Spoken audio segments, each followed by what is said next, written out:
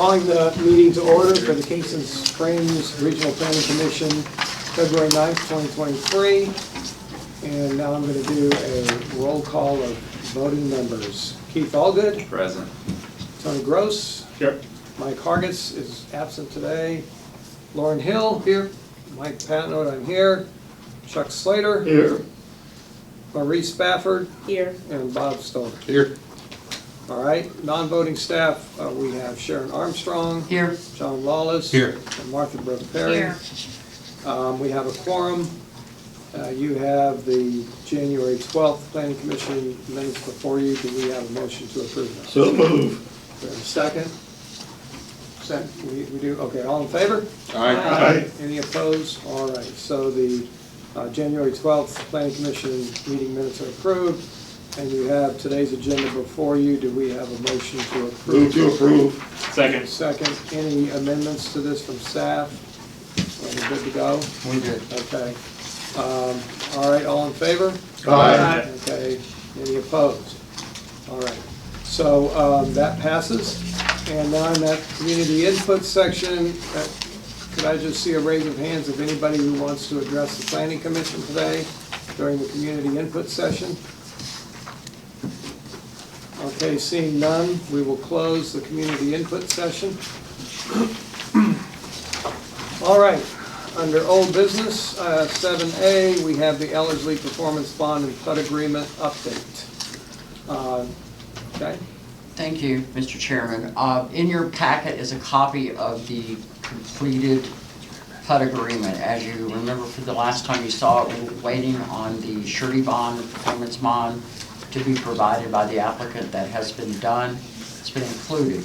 You've already voted for the parties to execute it, but I just wanted you to have a copy of the surety bond in your information. So it's informational only, no action is required.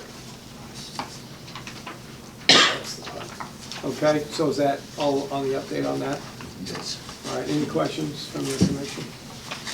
Okay. Thank you. Next item is old business.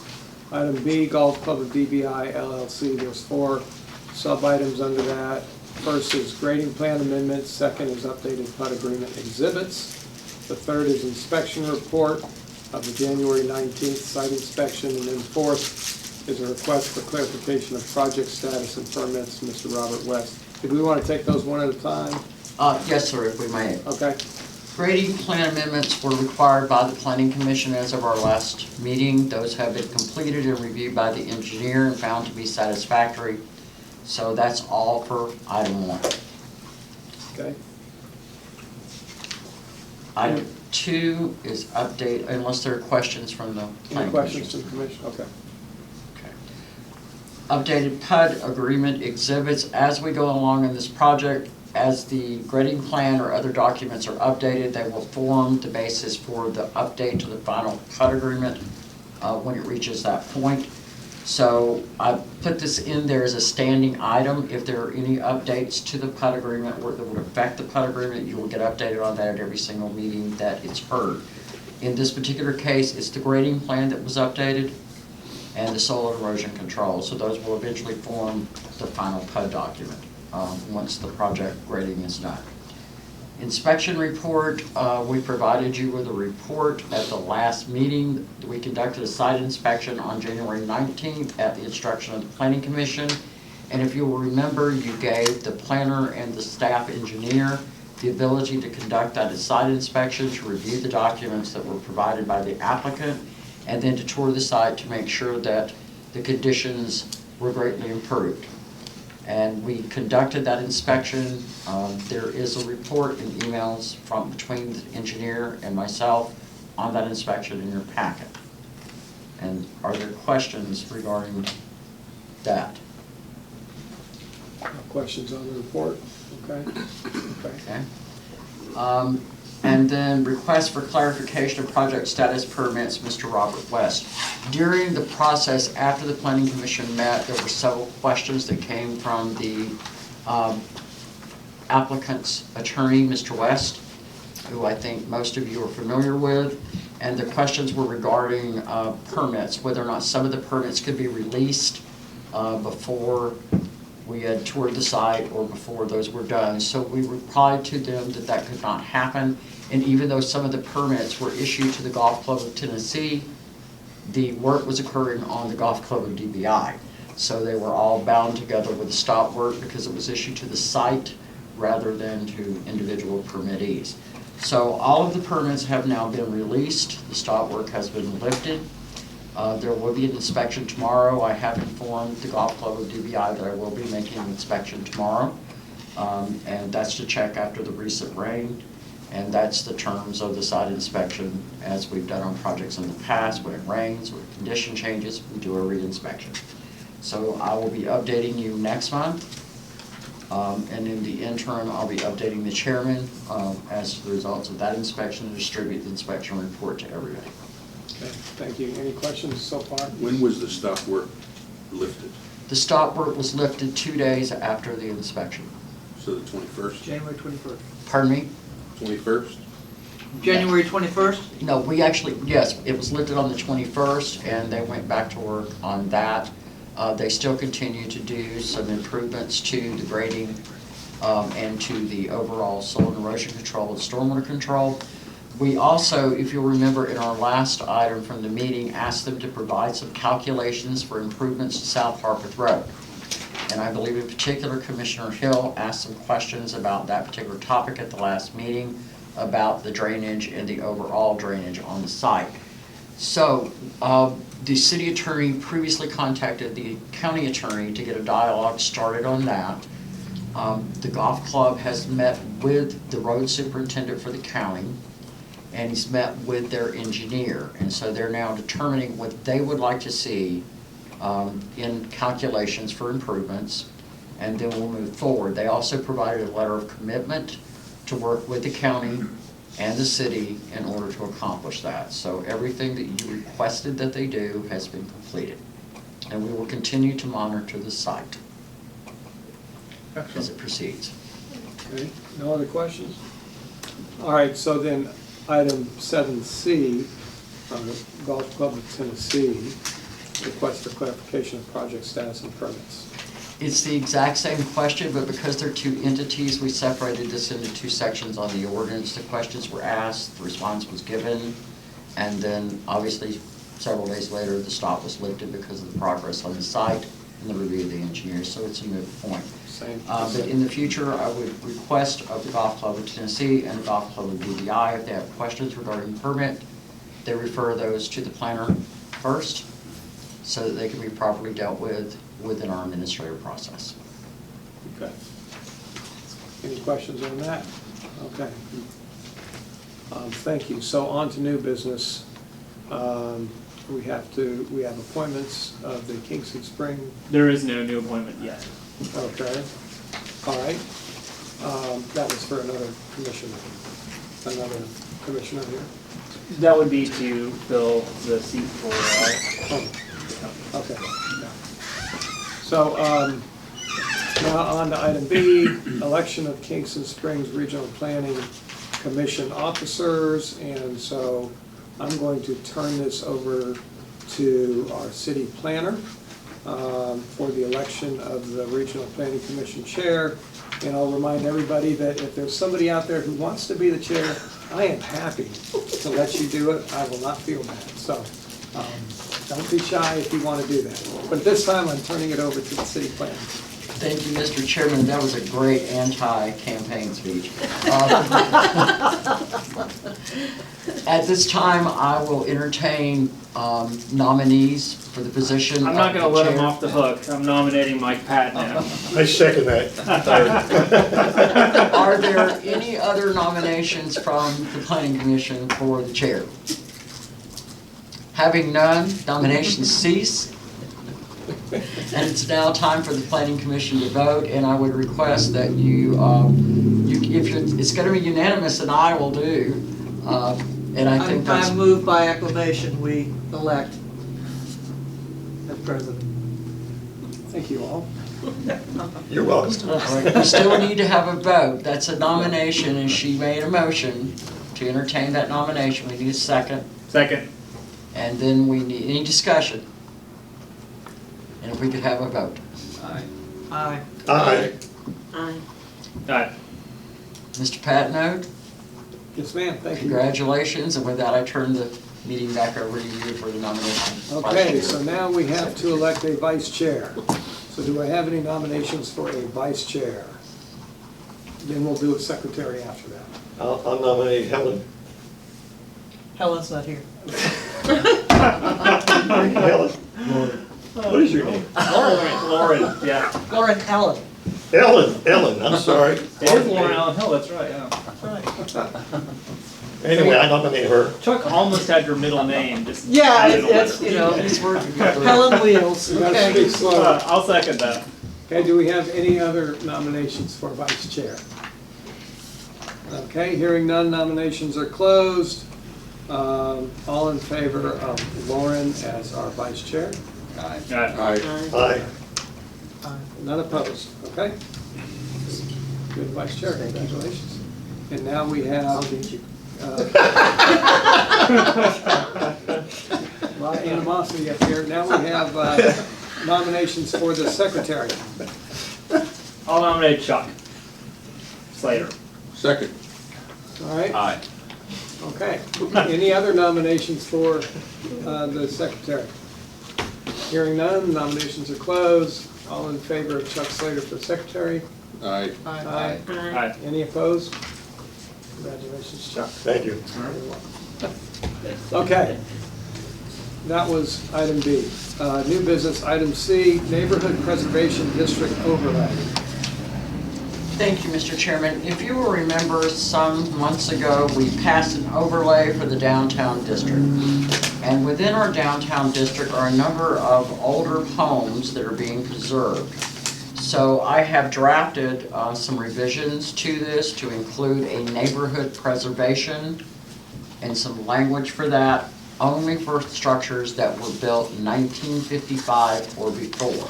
And the reason I chose that is it's a cutoff for the type of architecture and structure, and it's a historic preservation cutoff point at 1955. And frankly, although I think houses in the 1960s and the 70s are really cool, they're not particularly architecturally distinct. And there's not a lot of that in the downtown area. So within your packet is that ordinance. I have to plow through all of the other stuff before I do it. And if you will turn to the section that is highlighted for the definitions, I included a definition for neighborhood preservation. Is that in the package These that are not starts? paginated, but it's in your packet. Mixed use definitions, that's where it starts, right? Yes, and I'm going to read the definition to you. Neighborhood preservation standards characterized by existing residential and commercial structures that do not meet the requirements of the existing zoning ordinance. And as luck would have it, and as we've seen in the past, structures that were built back in the day weren't necessarily in compliance with our front setbacks. Streets were narrow, ditching was narrow, so this includes that. For setbacks and non-conforming use regulations built in 1955 or before in line within the downtown mixed-use district. And if you'll remember, that's the broader area and several blocks back in the downtown area where most of these reside. And then if you move forward in your ordinance, you will find another highlighted section where the actual language resides. And that would be item B. Under 5.300.5, you will find a highlighted section there. And this is only for residential structures in this area. We don't have any buildings that qualify that aren't already completely built out. So within the MUR, which is your mixed-use residential portion of the district, the following exemptions and provisions shall apply to non-conforming houses or standalone structures or conversions for residential to commercial use. If you convert a house, which is the dollhouse right here next door to Kingston Hall, or Kingston Springs, e.g. offices, restaurants, and small shops, and expansion of accessory uses or additions to existing residential structures are subject to review and approval by the Planning Commission and Design Review. So like the entire district, where we did home occupations and other uses. It's a case-by-case basis. The goal is not to further, we can't violate the zoning ordinance, which prohibits further encroachment on the setback. But there are cases where a lateral expansion in the area that's already encroached on could be a good idea. Some of those I've listed in here. It could be a porch, a pergola. It could be an expansion on your garage to have another bay that's attached to the house, but as long as it doesn't encroach further into the front setback, then it would qualify to have an application brought here for review. The DRC shall review the plans, the conversion plans, to ensure the character of the building is preserved and encroachment on the front setback is not increased in width. In other words, we're not going any further forward.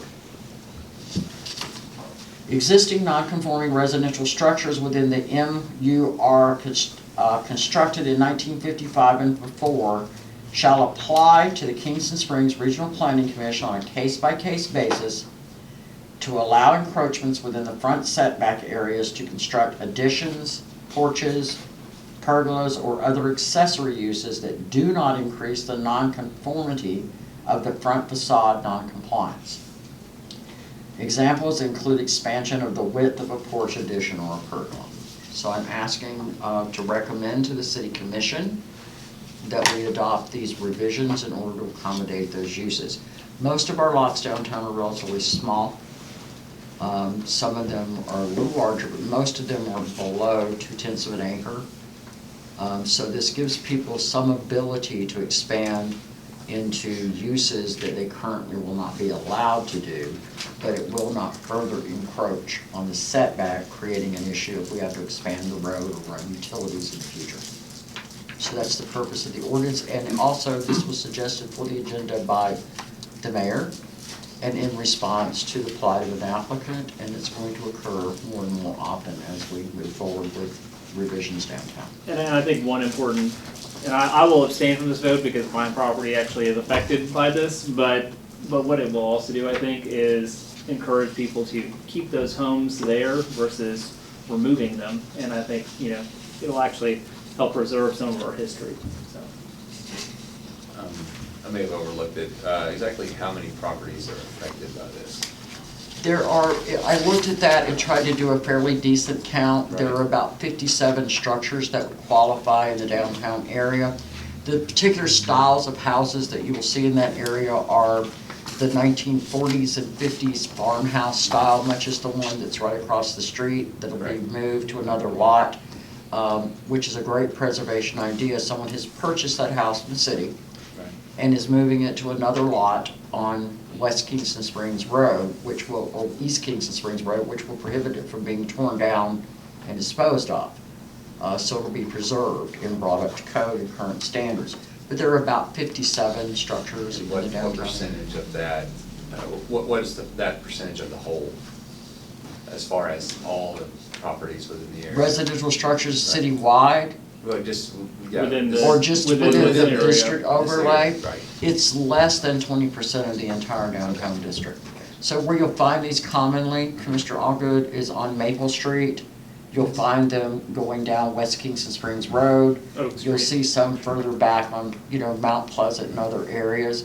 And the attempt is to preserve those neighborhoods with that character, so that you have a diverse mix of housing. If you eliminate these or people tear them down, then affordable housing becomes harder and harder to acquire. And people who are retirees who want smaller footprints, but they also want the accessibility of downtown. And if we're allowed to keep those on these small lots and provide those accoutrements, you'll find that they will tend to reserve them rather than rip them down. Perfect. Thank you. You're welcome. Any other questions on this? Now, would this be us approving this district overlay? You're recommending it to the Recommending. city A commission. recommendation to the City city commission. commission? Right, the planning commission for a revision to your zoning ordinance, especially for our newer members. The regional planning commission makes a recommendation to the city commission to amend the zoning ordinance. You're a recommending body. So in this particular case, the motion would include recommending the revision of the downtown district overlay 5 1.300. Any other questions? Okay, do we have a motion? Motion To approve. recommend approval to the city commission. Yes. Second. Okay, no other questions? All right, all in favor? Aye. Any opposed? Okay, we recommend approval. Thank you, Mr. Chairman. Okay, Kingston Springs Regional Planning Commission bylaws update. Yeah, It's going to be, I think, a joint presentation for you. We have run across within your bylaws, which were last updated in 2018, where a resolution was brought to the city commission to amend the bylaws, but the body of your bylaws have not been amended since 1996, which is a really long time ago. And then to give you some history, in early 1999, the state started a process for growth planning within the state of Tennessee.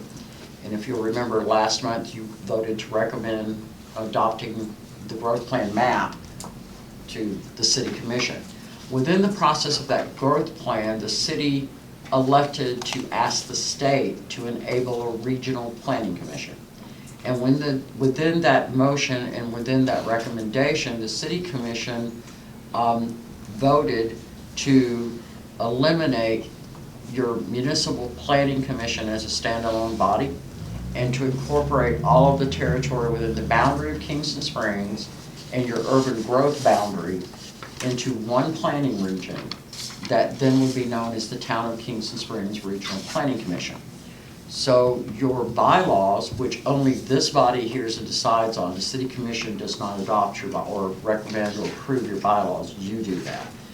Within the bylaws that you have in place now are not consistent either with that enactment of a regional planning commission as it sits in 2001 and the 2018 update, nor is it in compliance for state statutes for the way membership is enabled. So in front of you, you have, and in your packet, you have revisions to those bylaws. State statutes are somewhat more fluid usually than local statutes. And the Planning Act was started as somewhat of an experiment in Tennessee to see if it could actually get it off the ground. And then it's much more complex and has much more variations and much more depth in it in today's world than it did back in 1999 when the initiative was begun. So in your packet you have proposed bylaws.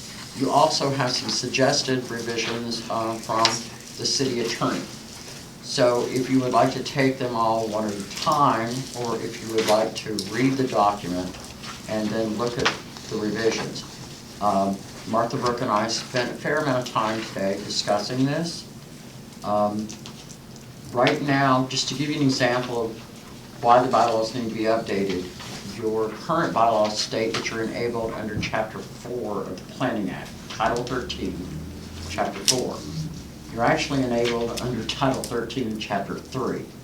So those distinctions make a difference in how you operate, how you staff, how you proceed about your business.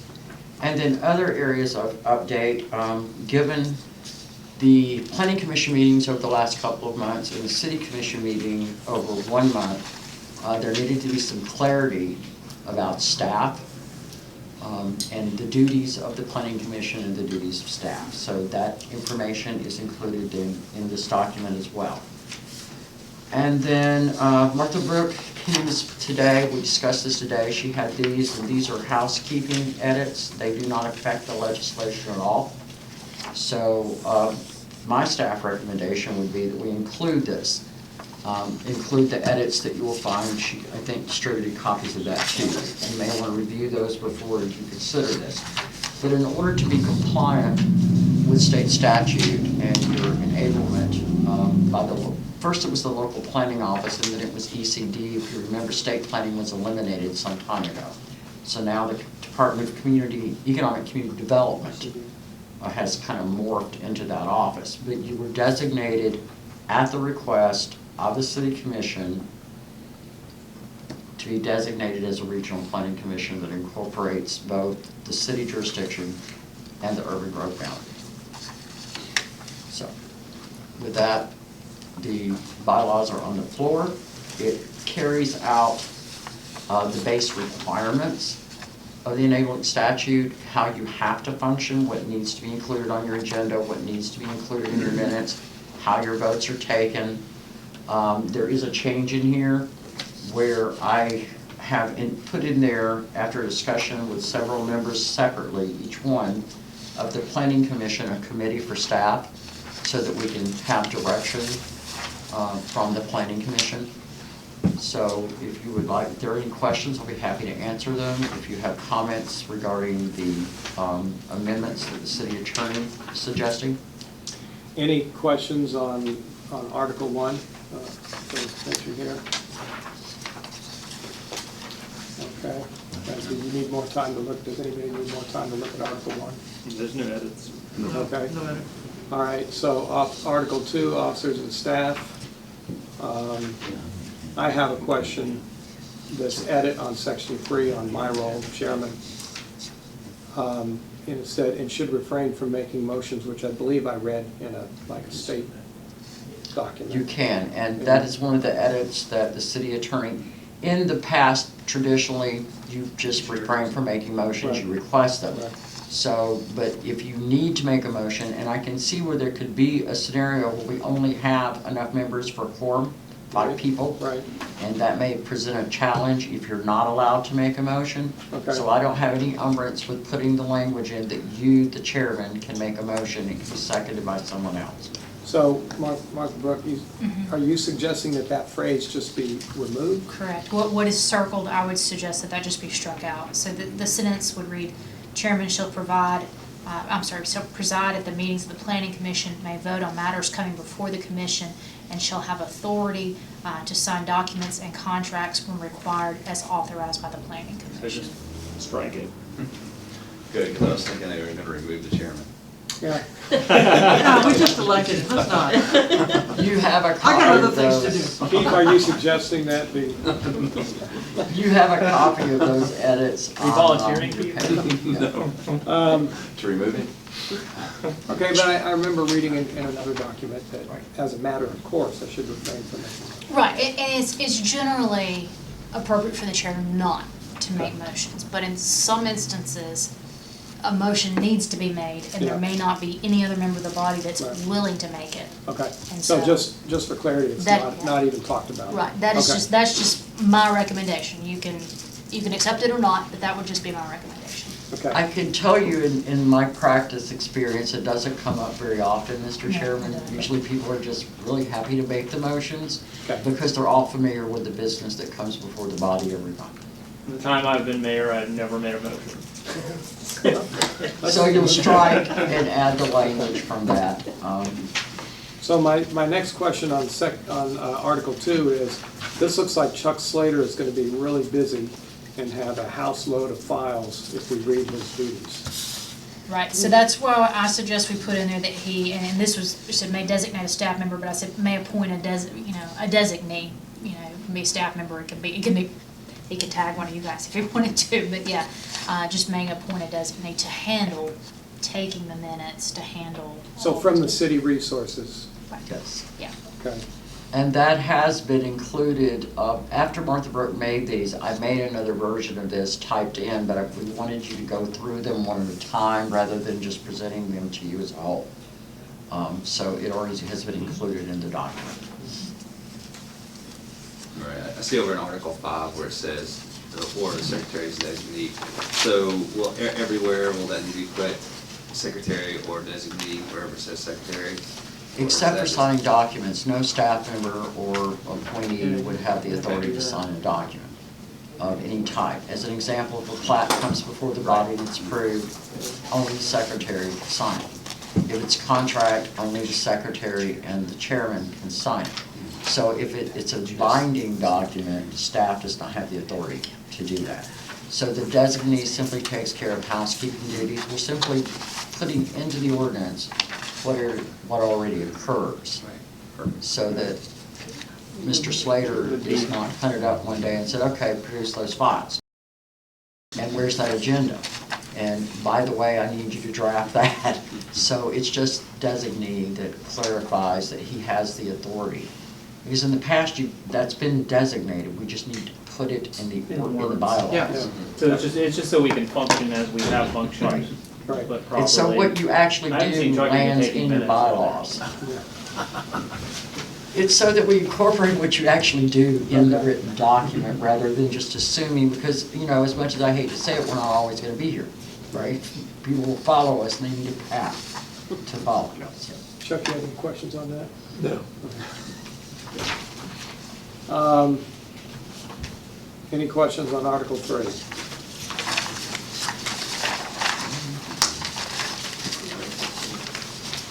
Basically, that article, my suggested edits would consist of 2 sentences. The one you see typed, it's the first one, the planning commission shall consist of 9 members, including the chairman, vice chairman, and secretary, period. The members shall be appointed and serve in accordance with state law. That gives you all the flexibility if state law changes, you're not gonna have to go back and amend your bylaws. I concur. I prefer the idea of making this as simplified as we can. And the codification of state statute 13.3, 101 through 104 contains this language. So if we do it by reference, we have to spell it out. But I also think it's important that in the zoning book, we put a copy of the state statute in there so that if anybody in the future ever has a question, they have a resource document. Okay, But that doesn't change anything as we're currently configured, right? No, it does not. It's stating Your this. Section 3 and configuration, 4 are actually what state law is. And this Everything is- else. right, it's always been dictated by state law. The appointments of your members is codified in the state statute. all right. Article 4, staff duties. Any questions from commissioners?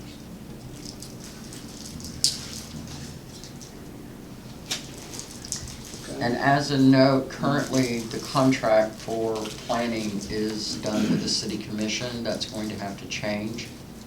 So I would be bringing a contract to you next month.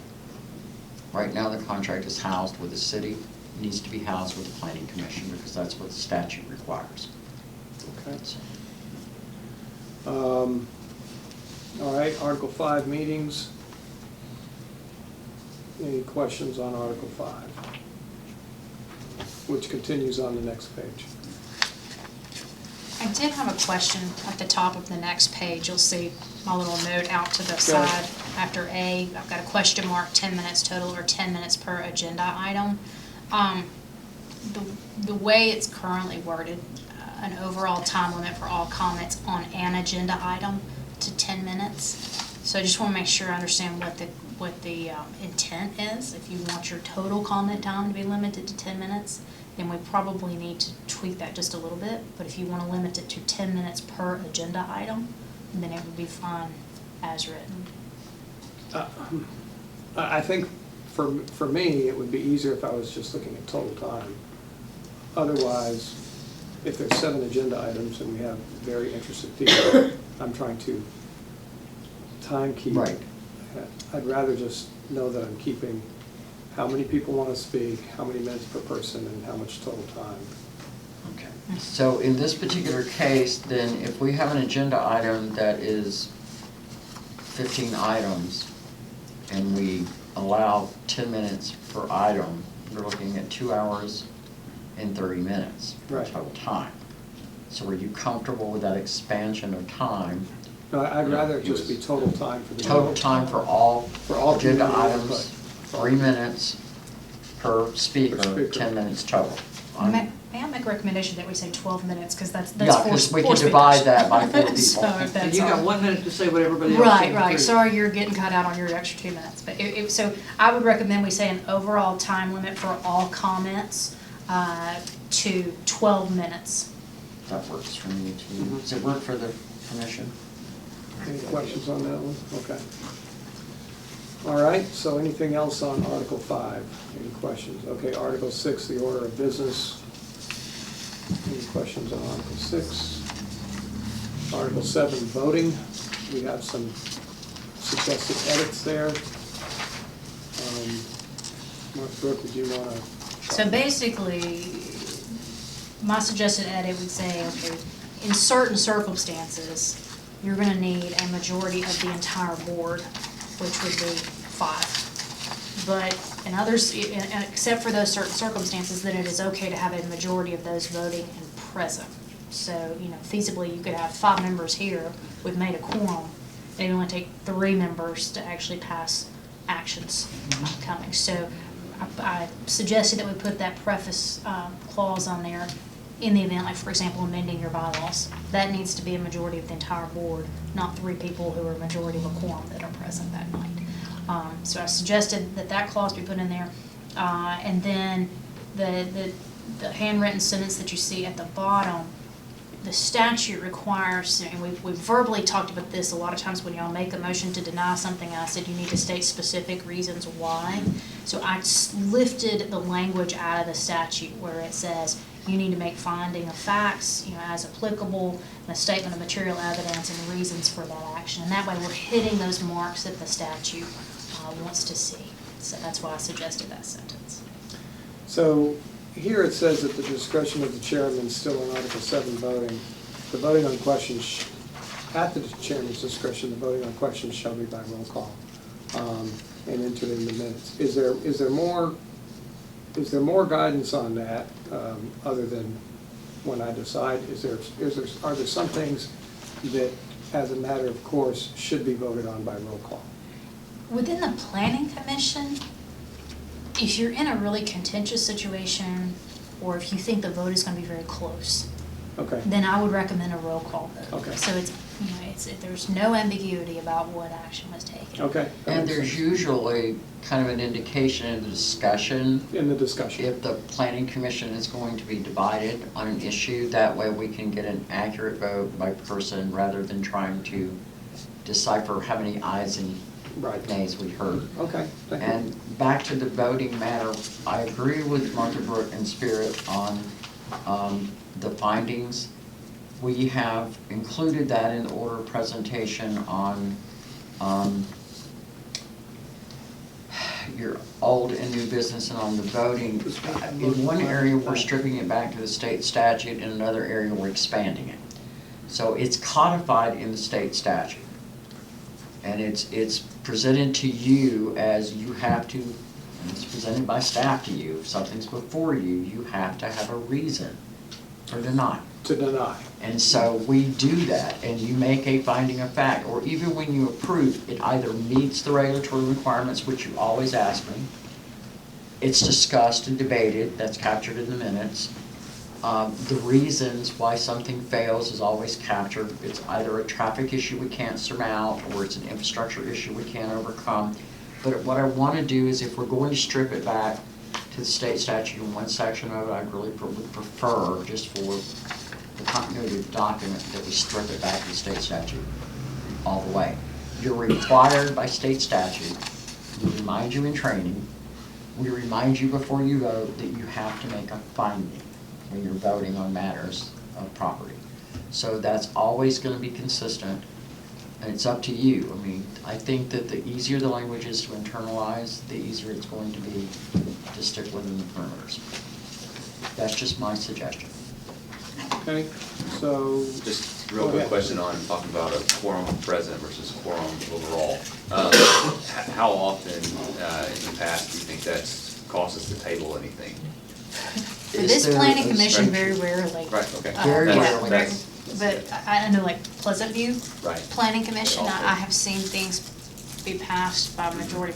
Their bylaws and rules allow Right. for it to a majority of those present and voting in certain circumstances. And I have an observation on that either. I don't disagree Thank you. with the city attorney, but if you have 5 people present, which constitutes a quorum, and you have a vote of ayes on a particular subject, or nays of 3, that is literally a third of your planning commission. You're reducing that vote almost to insignificance at 3 people.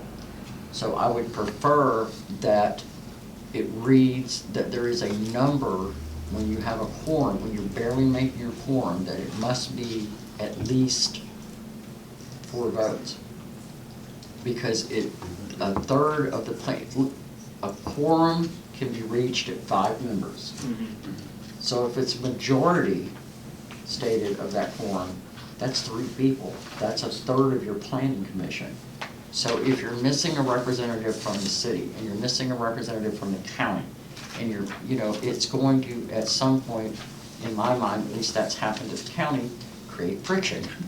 Because the people who voted were 3 people who all showed up because they were in favor of it before they walked in the room where they discussed in a previous meeting. Bless you, Mayor. So I would prefer that we establish a minimum vote, regardless of the quorum, of 4 members, so that at least you have the chance of addressing all of the entities that sit. So that would, So would that be, yeah, go ahead. go ahead. No. Would that mean 7 people had to be here? No. It means that you have to have no. at least 4 people out of those Yeah, if you 5, have a either affirm minimum or of that, you deny. need at least Why don't 4 we have votes out of that unanimous? minimum quorum. Well, you because- could have unanimous. You can have unanimous. Right? Just Yeah, not she's just. just saying that Otherwise, if only 3 legislation people, can if be 3 people say passed. aye, You're, you Make can them say you're gonna, yay. yeah, you're gonna have a hard time sometimes. Majority plus 1? No, I'm not saying majority plus 1. In situations where you just make quorum, where you only have 5 members present, Yeah. if you put a majority in there, that reduces that vote To for 3. approval or denial to 3 people, which is literally a third of this body. And so a common majority, just to use plain language, is 6 people. But in those circumstances where you just do make quorum, and that has happened a couple of times here, I would not like to reduce a vote on important matters, particularly when it involves infrastructure and things that are forwarded to the city and things that may be contentious in nature. I would not like to reduce that vote to 1/3 of the members of the planning commission. I just wonder what that language would look like, even, it would be my only, The language is if there is a minimum quorum, and this has been done in other jurisdictions, if there's a minimum quorum, which is 5 members of this commission, then approval or denial must be 4 members. So that gives No you less than 4. 4 out of the 5 would have to agree, rather than 3 of the 5, which is a third of your planning commission. Is Because it, you may come back the next month and find that the other 6 members are in disagreement with you and would like to rescind it, but I mean, that can happen as well. I mean, my response to that would be, they didn't attend. They should show up and vote, You have I to understand. It's just a different perspective Yeah. on it. I just hate to reduce it down to a third of the body. I mean, if it's present, but, because the other thing that's going through my mind too is we sometimes periodically have people who are conflicted out of being able to vote. Just, for example, what we Right. just talked Yeah. about tonight. So, if you've got a quorum of 5 and you have 1 Conflict, conflict, Has to be unanimous. it'll have to be unanimous. Or if you got 2 conflicts, you can't, Even vote. And if you have a majority of 3, and that motion, so does that mean the motion fails at that point? Or is it tabled? it will- Table. or table till you could get Table to Table auto till- representation. unless we're under some kind of time frame. Well, unless we're under some kind of time crunch. Yeah. But for, And I in some understand, yeah. what you're saying with respect. Particularly on contentious issues, too bad. and particularly given some of the votes that have been taken in surrounding communities, some of which the city commission has been recommended from the planning commission to write a resolution not in support of certain things that were voted on. I can see these circumstances arising as development comes here. So if It's we- the board's pleasure. I just want to be really careful that when we're approving or denying something, they can withstand a challenge one way or the other, so that we're not reducing the body to a third of its members. in So order how to- can we phrase this in order to accomplish? I think we all feel pretty solidly that, yeah, that's reasonable and would be a good approach. yeah, there's a language thing, and then there's the thing Tony brought up. It's kind of simple the way it is, which simple is nice too. But a question I have is, if we're having an apparent debate and we're only 5 people, is it reasonable to table it? That would be my Would the chairman suggestion. In the have the event that authority you to do that? can't get that 4th vote, my The advice only would be exception to is table. what Martha Brooke brought up, there are some Well, issues where we are There's set on one a issue timeline. where you have to, and that's with the plat. Mhm, And when a plat comes to you, it meets your requirements, mhm, period. Staff reviews have been done, mhm. all reviews have been done by the city, so it'll never land in front of you where it does not meet your regulations. We're required to ensure and certify to you, it's the first question you ask. So that's usually the only circumstance where you have a time clock ticking, Mhm. is on a plat. Yeah. And on a plat, if it comes to you with approval, and you don't have a legitimate reason to turn it down, you're gonna probably be challenged anyway. I got you. So my advice would be just for the body as a whole, if you have 5 people here and there's contention, and 3 are on one side of the number and 2 are on the other side, I would table it. The only circumstance that you can't table it is a plat, and that plat's gonna be compliant or will never make it to that table. I'm sorry, Lauren, I think I interrupted you, but. No, that's Yeah. clarifying what I was looking for. Are we able to reference what the city commission does? What is their, you have a quorum of how many? Well, we've only got a 5-member Right. board, so, no, we don't do that. If we have a quorum, it's a majority of the quorum. Right, okay. So, Yeah, it's a non-issue. So, is there suggested language, if we wanted to go that way?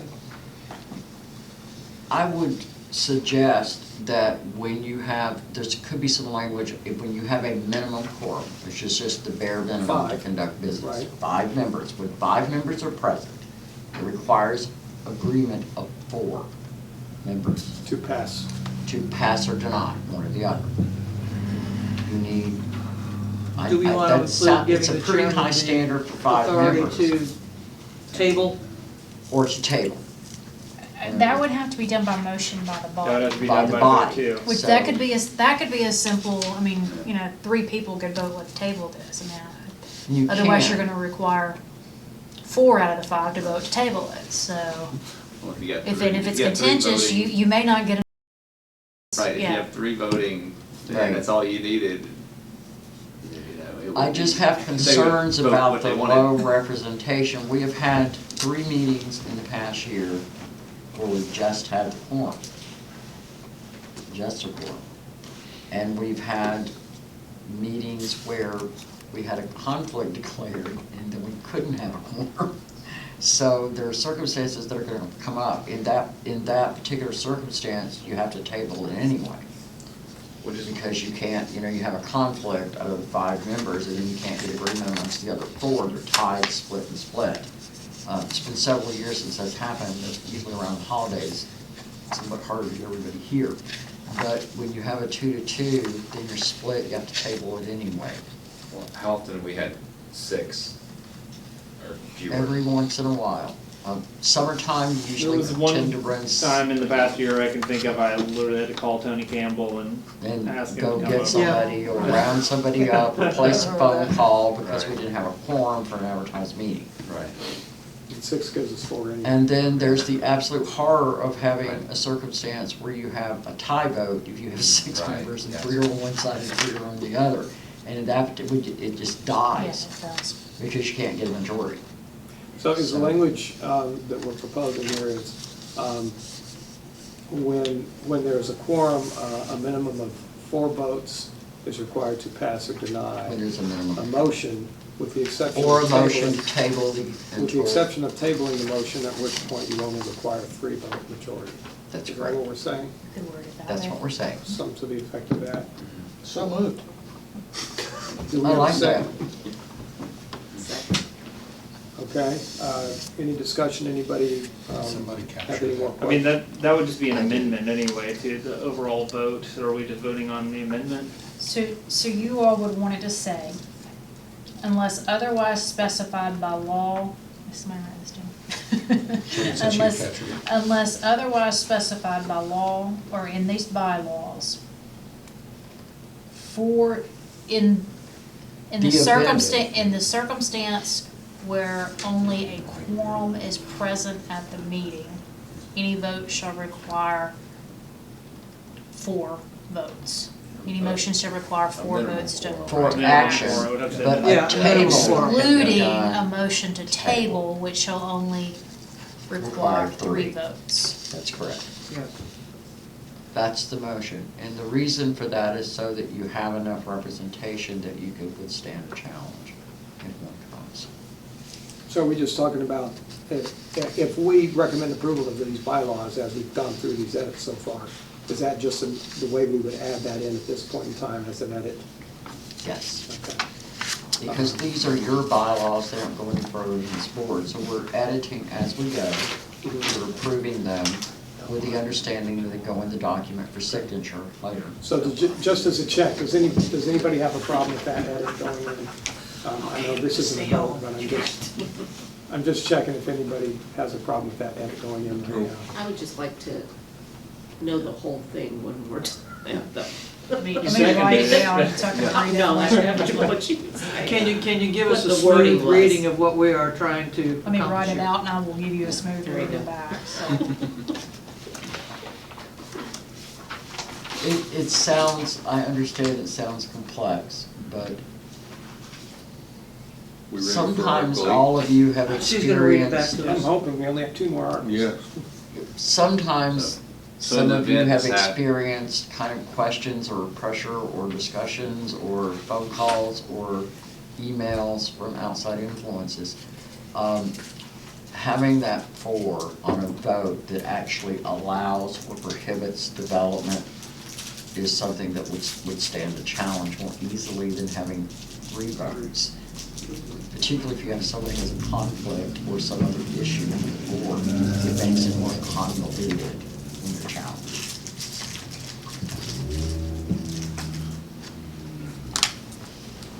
I read a recent case of the Court of Appeals where someone successfully mounted a challenge because one of the planning commission members, according to them, was talked into voting no by another member when they only had a quorum place. I would just as soon not replicate that anywhere anytime soon. It's never happened in state government. Well, you guys hardly ever disagree on things because you act as a body. There's rarely ever disagreement amongst the members. So, but when it occurs, you want to be able to deal with it.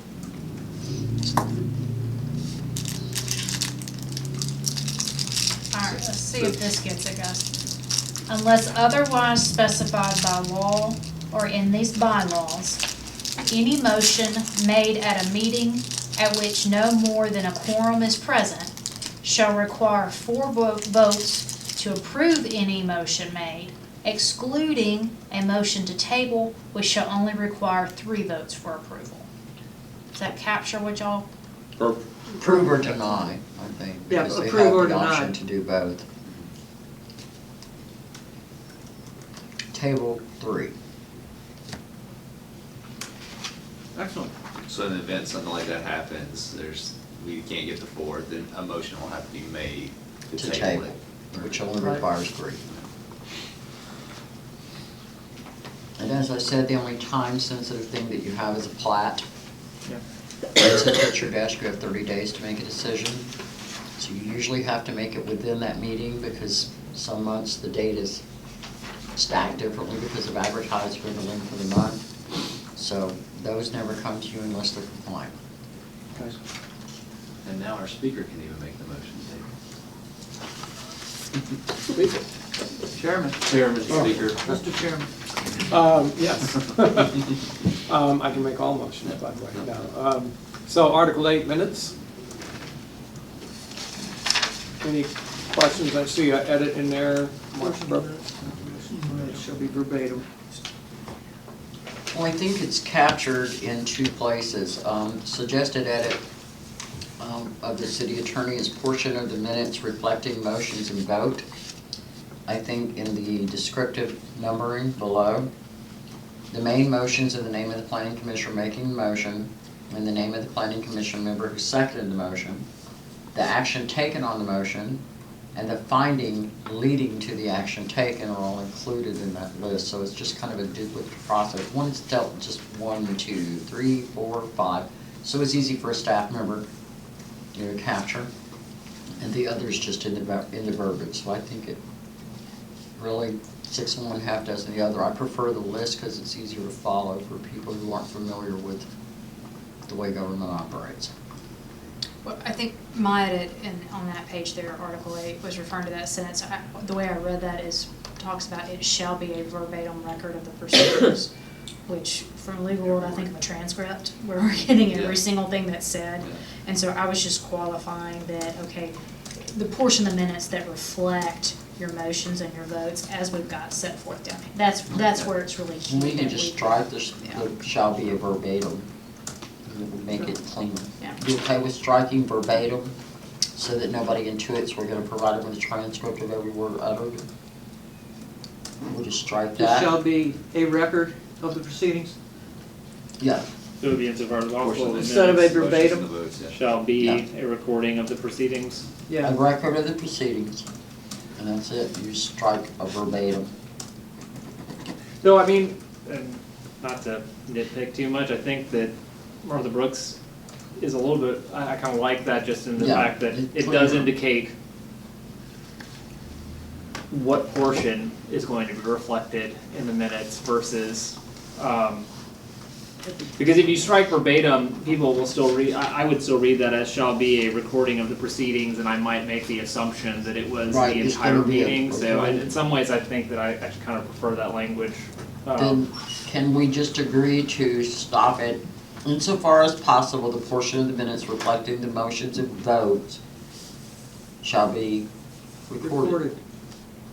And- Yeah, we could actually probably strike verbatim Mhm. and then add, Shall be recorded. the Shall be portion of the recorded. meeting, yeah. And then it's specified in 1 through 8 what. But I just what needs to be recorded. Yeah. I think that Yeah. it should reflect what, it should be an expectation of what is in there, and I think that edit actually does do that. And then the breakdown is in the numerical section. Okay, just one little nitpick thing, it shall be recorded this day and time. We record here. What we're talking about recording here are minutes. Yeah. So we may wanna say instead of shall be recorded, we maybe say shall be put of record in the minutes, or I think we need to just Yeah. clarify that. Insofar Okay. as possible, the portion of the minutes reflecting, Motions motions and and votes. votes, Yeah, shall be reflected. Shall be Shall- the Because we don't wanna go portion record. of the minutes reflecting motions Right. and votes. Shall be reflected in the minutes. shall be reflected in the minutes, yeah, and so, well, insofar as possible, the portion of the minutes reflecting motion and votes shall be, Yeah, it's in there, Provided she in the says minutes? reflecting motions and votes, and just stop at that point. okay, Because the rest of it's contained in the numerical list. So maybe we say should be captured in the written record of proceedings. That keeps us from Oh, this There is, you well, yeah, go. written record, that's, getting the video That's why confused. he's chair. shall be captured in the record. Hey, blind sound and anchor. So, Everybody comfortable with that? so I've got, Yes. insofar as possible, the portion of the minutes reflecting motions and votes shall be captured in a written record of the proceedings. that sounds great. Good, very good. I like that, too, it's clean.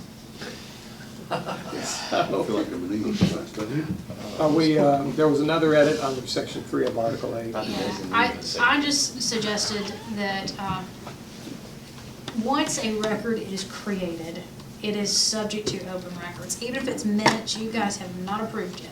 So if somebody says, please send me a copy of your draft that you have created of these minutes, I wanna see them, we would have to designate those, so, or have to turn them over rather. So we've got sentencing before that says they're not supposed to be distributed for public review, but understanding there may be a very limited circumstance where they could go out, I'm saying let's put a stamp on there that says draft only unapproved.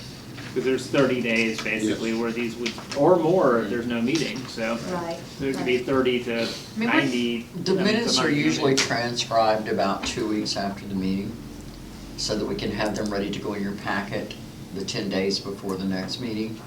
We have had a couple of occasions where applicants have asked, we had something on the agenda where there was a vote on their property or their project where they've asked for the minutes.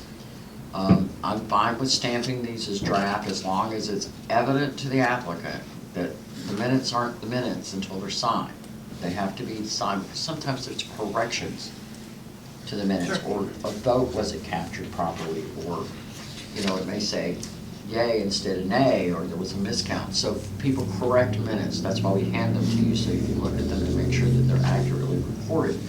So as long as we're marking them draft and they understand that it's not the final minutes until you guys review them, approve them, and they're signed.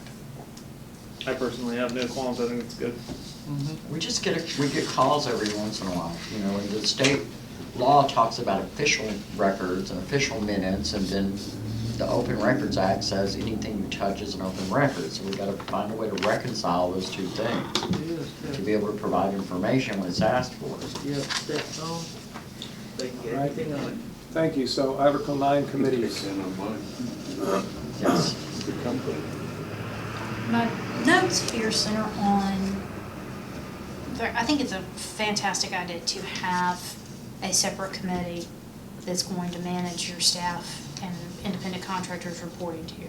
We talked about in our past couple of meetings about, you know, anything that needs to be addressed with a city planner or engineer or whatever, or if you ever got to the point where you had administrative staff that you hired, you know, you had somebody that was solely responsible almost in a secretarial nature that reports to you guys. And I think it's an excellent idea to have a committee to deal with that, so that you're not having to deal with staff issues or reprimanding or anything like that, and, you know, a huge form where you're hearing plats and rezone requests and things like that.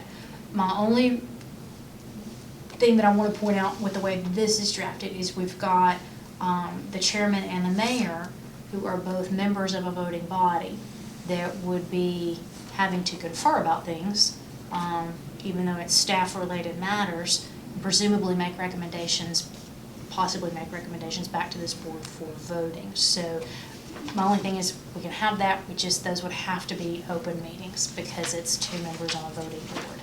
So I don't know if y'all wanted to tweak that a little bit differently or whatever, but that was the only thing I saw on that. Otherwise, I think it's an excellent idea. And I was wondering about that when this came up over time, as I assumed that the Sunshine Law applies, so these have to be public meetings. It does, and again, everything with the planning commission, as I've iterated to this board numerous times, is public. Everything we touch is public. We don't have any insulation other than that. So I don't have too many concerns with that. The impetus of this is one, to define who your appointed or contracted staff reports to. And, you know, who can we communicate with when we need to relay information, and how does that get done in between meetings and agendas. So for this, I don't have any umbrance with it being advertised, but I think that we have some insulation and cover under the Open Meetings Act. If you're having communication with staff, let's say it's a complaint, as we had a couple of months ago, there was a complaint. We're not going to go into the details of that complaint. We're just going to say a complaint was lodged. Rather than that becoming a citywide process, it should be directed to the Planning Commission, because that's who I work for in this circumstance. So that was part of it. The other thing is, if there are administrative things that we need to tighten up or we can do better for the applicant, that would be a discussion with that committee. So if it's a broader disciplinary thing, obviously it goes to the entire board. So I don't have umbrance with it at all, or it being open, or putting that language in it that it's open. And so I'll add a little bit of this, because I saw in another regional planning commission in the state of Tennessee, they had a committee like this. Mm-hmm. And what I thought was, we have these agendas, they take a long time. And so if we're going to have a staff question or issue, and it's here in the planning commission, and it consumes 45 minutes to an hour, I thought, since I saw this committee in another regional planning commission, I asked the question, hey, can Tony and I have a short meeting, do the homework, and then bring the agenda item to the planning commission, and we can present our findings. You can ask all the questions you want, but we kind of shorten the process, not to try to add bias, but just to try to get a lot of the talking out of the way, and then bring it here as a line item, because there's nothing that Tony and I could approve. I like the committee, my only concern is it has to be advertised in accordance with law.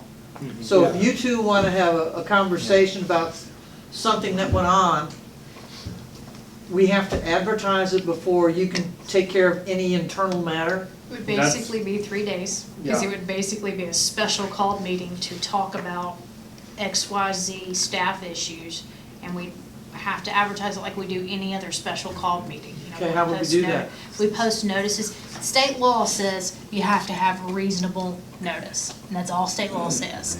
That has morphed into practice over all different counties, municipalities, et cetera.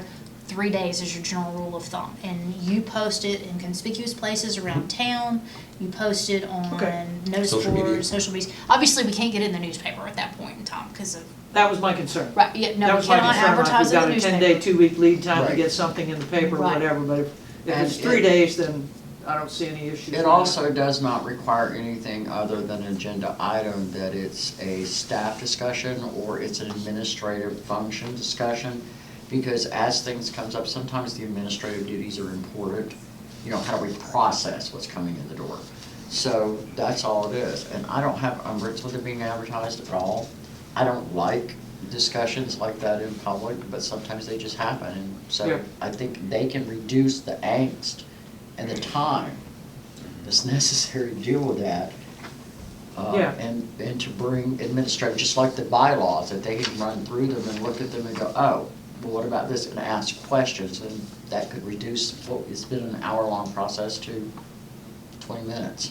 And I have a question, my question is, I don't believe this is binding, that if there's a staff question or issue that this committee has to meet before the planning commission does. I think it doesn't have to It be. would only have to meet Yeah. in specific It only situations. if you call it, you're Yeah, the it just- chair, and only if you see a need for it. It just provides a legal opportunity to have a smaller meeting. No, I'm offline. absolutely in favor of that. My concern was really just the fact that you have to Meeting the advertise it requirements. and, you know, Yeah. to, and how to accomplish that without turning, you know, Without having to, a you know, molehill into a newspaper and all mountain. that stuff, yeah. So we've done that before. We established a standing committee for the growth plan update. We've established standing committees for other things throughout the years. Advertising is very short. Doesn't have to go in newspapers. I'm good with that. Just, so the mayor and the chair. Mhm. That's correct. And Just this committee. Correct. I mean, I'm just throwing this out there. I mean, since the mayor sits on this committee, is there an issue with that? Should it be one of the commissioners that's not on this committee? For the mayor serves as the liaison Right. between the planning commission and the city commission. So frequently, as tonight, we recommended a revision to the zoning ordinance. He's the person who pops in the chair and explains that to the city commission. So that was to give the city some input in the municipal function, because sometimes it's a sewer issue or a question or a connection, TDOT, other things. So it just allows that to propagate between the city. Yeah, I see how it's much more seamless and easier. I just wanted to throw that out there. Yeah. If that was an issue, if someone would see that as an issue since they both sat on the same We board. kind of do have, and it's a good point, Mr. Allgood, there is sort of a fine line, because when they establish these, the municipal jurisdiction, together with the county urban growth area appointee, cannot comprise a majority. So the jurisdiction that Chairman Patton had referred to, where he saw this language, it was actually the chair, the vice chair, and the mayor. And in that particular town, the vice chair was the city commission's appointment. So that Yeah. gave the city 2 representatives and the planning commission 1 on a committee that was established by the planning commission. So I don't know that that one will hold up for any length of time. So it's just a matter of he's the updater and holds the chair in the meeting there, and he's able to relay Right, yeah, I'm information just forward. trying to avoid any Yeah, outside make sure issues. it's, Yeah. make sure it's up on the Yeah. up and up. And you know, an interesting thing is, since it's an open meeting, if all of you want to come, don't be here Absolutely. having a meeting. Thank you. It's an open meeting, so. anyway, yeah. Okay, so any other questions on that item, Article 9? No? Okay, so therefore, I think we've gone through it all. Are there any questions about what we went through? Okay, and so what would be, are there any other questions or comments from staff on what we went through? Okay, So, I guess your motion to approve would be a motion to approve with the edits The bylaws as As amended with- by the planning commission. Yeah, the motion to approve the bylaws with the edits presented by the city attorney as amended, in the meeting. yeah, By in the the meeting. planning commission. Mhm. Which okay. would include, I guess we could call out, which would include the amendment of Article 2, Section 3. I'm going through the ones that we specifically addressed because we had questions different from my edits. Articles 2, Section 3, In Article Article 5, 6, Article 7. How about 2, Section 6? yeah, Article 2, 6, I think you all accepted my edits on Right. those. Accepted my edits on Article 3. There's Article Articles. 5, under public comments, making, change that from 10 to 12 minutes. Correct, and we struck on an agenda item. And then we amended Article 7 Article voting 7. to include the language that I read out to you guys with respect to the voting requirements. And then we amended Article 8, Section 1, seconds. I want to go back to voting for a second, Martha. Let me see. This was not. Did you all, in Article 7 voting, the handwritten sentence that I had down at the bottom of that, did you all want to accept that? And we discussed that because it's included. Right, you said that's just, And it's. that's the law. Right. Right, Yeah, it's I in just, the state I just statute. And you just lifted the included language that from it the is law. statute. Right, yeah. Yeah. So that one has been covered again in minutes as far as capturing the action taken and the reasons for it. So this one, we just go back to the, I think the agreement was we just go back to the state statute and reference it, as we did. It's a clean version, without having to have all this language. just Do you as we want it did to in the say first what's written section. here, or do you want it to say something?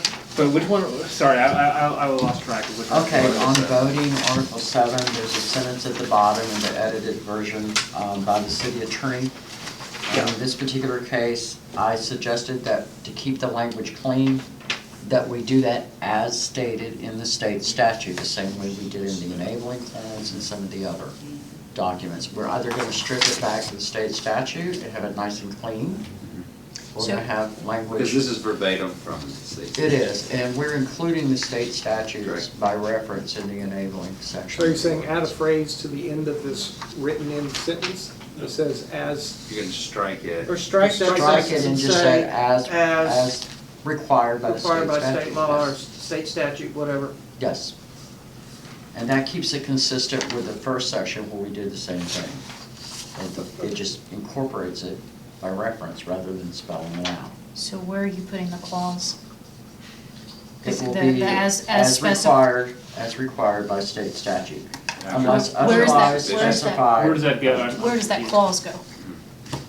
Sorry, I might, It's okay. just. Unless otherwise specified by law or in these bylaws, a majority of the planning commissions present and constituted in quorum shall be necessary to decide the items requiring action. That's fine, don't have any problem with that. At discretion. That's where we inserted the 4-vote, 3-vote. Right, and section. that's where we inserted that. And then at the bottom, it says, for each vote taken other than for administrative matters, the moving member shall make findings of fact and as a statement of material evidence and reasons for such action. Okay, so. I don't you're have saying any that this- umbrance the with that, but code the does say state that? statute Okay. literally requires you to do that. So if we're gonna incorporate the Shall be state made statute. in compliance with state statute. I just think it's important to say this. It is. And so if we're referencing the state statute, I would still hope there's words somewhere in these bylaws that is saying that. I think Is that for, in the list on 8, 1 through 8? as 8 went down through that, we had a list, and a numerical list of what's required. And in your minutes, it reflects that you have those findings, that you make the findings of fact for the motion taken. And that's, as we discussed, and I'm ambivalent, we can do it. Oh, here it either is, way. item listed on number 6 out of 8. Yeah. Okay, so it is It's listed already there. in there that you're doing it, it's just cleaner language, and I think there we reference it in the section for voting, but then in your minutes, you're required to do that. We walk you through that process literally at every meeting, because the state statute requires us to. Mhm. You have to have a finding before you make a motion and vote. I'm ambivalent, you can do it either way, you can I lift guess the what's language confusing or- me is if somebody requests approval of a plat, we don't need The a first finding. question you will ask is it compliant, right? Okay. That's the first thing that you ask me, is it compliant? And I will respond to you as either lacking or it's compliant. If it's compliant, I will make a recommendation that you approve it because it's compliant. That's why, that happens in every single I see what meeting, you're saying. that we have a plat. If it's a revision, I walk you through it and make that recommendation, explain to you why we're doing that. I'm ambivalent, I'm just trying to keep this consistent with the way we express it. So you either reference state statute and move on, or we lay it out in longer language. So if you reference state statute, you're allowing it to move and change as the state does if they change it. That's And correct. you're forced to do that unless you go back in and change it. And we'd have to Or do- you can keep the verbiage as you want it here. So I think that's our only thing we're looking at. And with the state And I don't- statute I don't as it's have any amended. problem with that. Right. I'm just trying to figure out exactly how the sentence is Yeah. going to be wired. Because I know that our planner has suggested, in accordance with state law, where exactly Right. Do you want that line, does where that should that line clause go? need to go? Right, and where it needs to go, Martha Brooke, is that we can add a sentence to the end, all votes shall be taken in compliance with state statutes. Referenced here, and then. So we would strike, just edit here and then just add that to the end of Article 7. All right, so after sufficient, you want it to say all votes. Shall be taken in compliance with the State state law. statutes referenced herein. And that's required of you within that whole body of language, so. And so, as an example, and this is not to be written in here, but just for me to think, as an example, if somebody wanted to make a motion, I make a motion to disapprove this request, Right. what they really need to do is make a motion to disapprove this request because. Cause, which we Okay. do. I want you to think back kind of briefly, and everything here is discussed a lot, and that's a good thing. I'm not saying that's a negative thing. It's a good thing that you have these discussions. We had a proposed development for a 100-bed hotel, a retail strip, and single-family housing on the tract of land between the lot behind Sonnet and high school, where we have a lot of flooding. Do you remember that protracted discussion? So as you went around the table, each one of you expressed why. And it was traffic generation, it was the flood area, it was the fact that it flooded previously. You all went around the table and expressed your findings of fact. Those were findings of fact. So we do that in an abbreviated version for everything that you do. It either meets compliance or it doesn't, or the staff makes recommendations, which are findings of facts when you adopt them. And it's generic, but as Mr. August said, language at the state level for planning changes relatively frequently. And if we reference the state statute, we don't have to come back to these so frequently. Okay. So, So all you're gonna add at the end of that is all votes shall be taken in compliance with state statute. Governing this body. And then you're done with it. So, And that doesn't do anything to the verbiage that we put in there about the quorums, correct? it does not, it does not touch that. That's ours. We didn't, That's our ours. notes is whatever. Yeah, it is. your bylaws get to express how you reach forward and how your votes are stacked. The state law just says if you're gonna vote, you gotta have a reason. So, did we have a motion yet to accept these as edited and amended? I think I'm We're working on that. verbalizing the We're gonna motion do so that somebody in can one say minute. so moved. So moved. Yes, please And do. with the amendment to the attorney's edits in Article 8, second sentence, that's capturing what you said, captured in a written record. And then the remaining attorney suggested edits in Article 8 and Article 9. So moved. Okay. Second. Any more discussion or questions? I see none. All in favor? Aye. Any opposed? It looks like item F is really what we covered in Article 8. Is that a true statement? On the agenda, item 8F, new business? No. It is not. They adopted this with the amendments, but they didn't formally appoint you and the mayor to a committee. So Oh. it's a standing committee.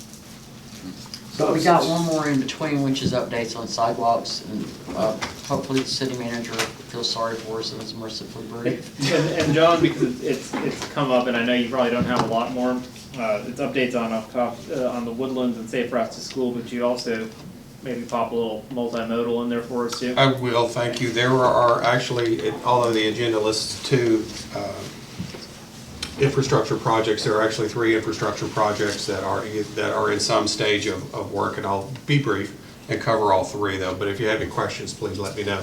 As Tony just said, one is a multimodal project. We're almost finished. The last step is paving of Lubbock Hills Road.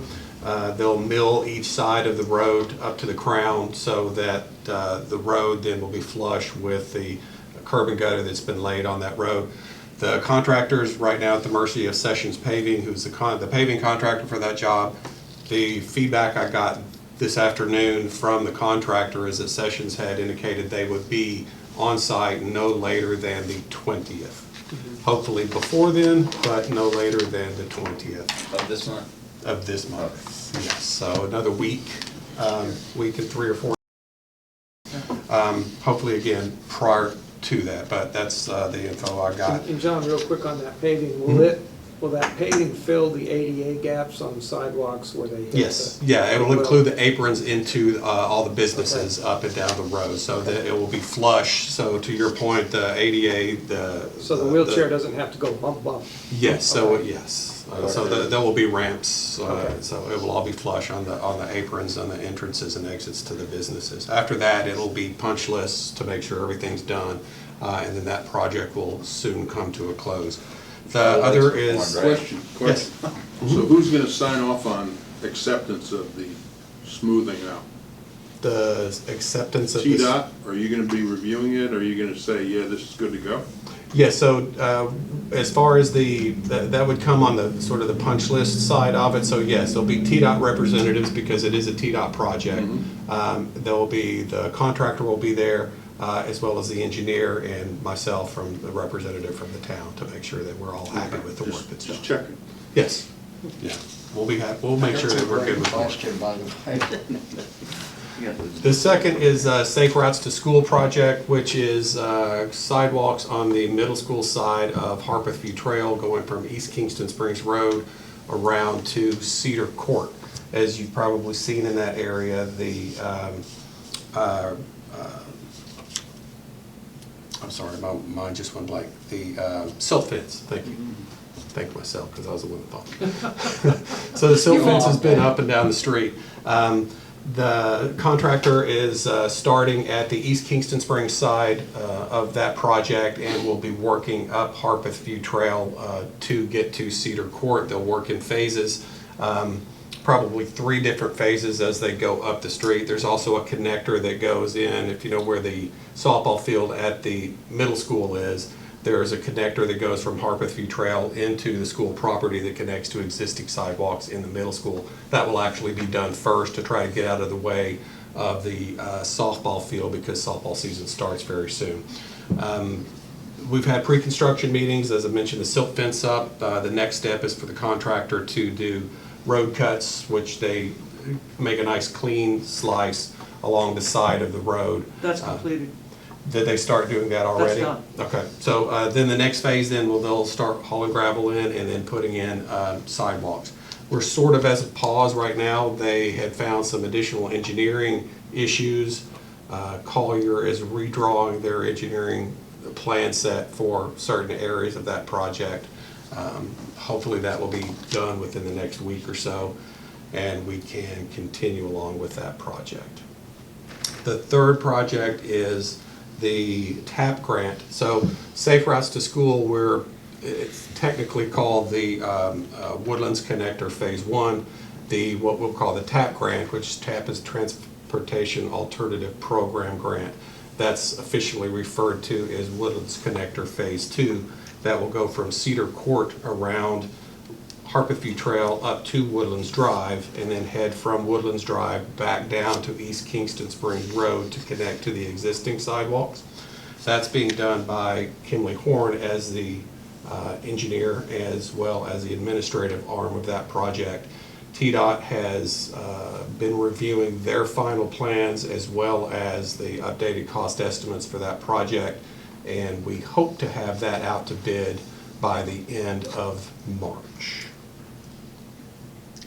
As a brief aside to that, hasn't been done in the past, but in the future, all projects for infrastructure improvements will come to this body first, because you're required by law to review. Sorry, I mean, staff will review them. John will, bring comments. The city will have comments from the city, but they have to come to you. Whether it's a road project, a side project, a sidewalk project, or water, sewer, anything like that, any infrastructure has to come to this body for review and recommendation. But it just wasn't done. These were let a really long time ago. 2015, I think. 15, 16. So a while. Just a note. Thank you, John. Mm-hmm. So item F, committee appointments, how do we do that? Someone needs to make a motion to appoint the two entities, persons, to the standing committee for staff and administrative process. So we need a motion from someone to appoint the chairman and the mayor to the standing committee for staff and administrative process. So moved. Second. Do we abstain from voting on this? You do. You You're the can. subject of the vote. We're good. And we have We're good, four. we got 5. You got 5. Oh, here we go. You're good. So as long as 4 of you. So I'll call the vote. Oh, here we go. All in favor? Aye. Any opposed? The motion passes. Man, who would have tabled that? That would have been fun. Change the vowels and put you. The next one, Mr. Chairman, I would like to request that we just table under Okay. G. Anybody opposed to that? No. Okay. All right. Other discussion, I have one thing. Mr. McPherson is here with us tonight. We updated you last month on the TDOT regulations and their manual and what they say in reality. So within the manual, they're supposed to let the private developer who owns the sewer system and the connection, because our regulations require that they own the connection to the sewer, we just own the line. TDOT said, I don't care what the regulations say, I don't care what's in our manual, I don't care that we have an application form. The city is going to file it. So we're giving you an update, the application. So that changes our process, and we would like just one to notify you. Secondarily, in our experience with staff, as John and I have discussed, and the city attorney and I have discussed, it doesn't matter what the regulations say, they do what they want, and we can't control the state. We don't have any authority over them. So even though the regulations say that Mr. McPherson's supposed to make application, provide a bond, and go through the process, they're not willing to do it. So the city is probably going to end up making application for this project to bore under Kingston Springs Road to reach the sewer on the other side of the road.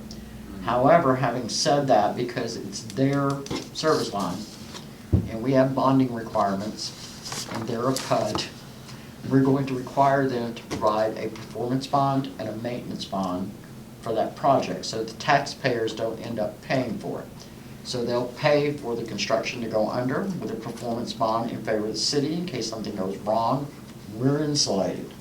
And then after it's done, if it ruptures, it's their problem under the street. We're not going to accept it because your regulations prohibit them from giving us that service line. Period. That's what your sewer regulations say. I adequately capture that? Well, the sewer ordinance goes up to the private property. To the private line, property. The boundary of the So- private property line.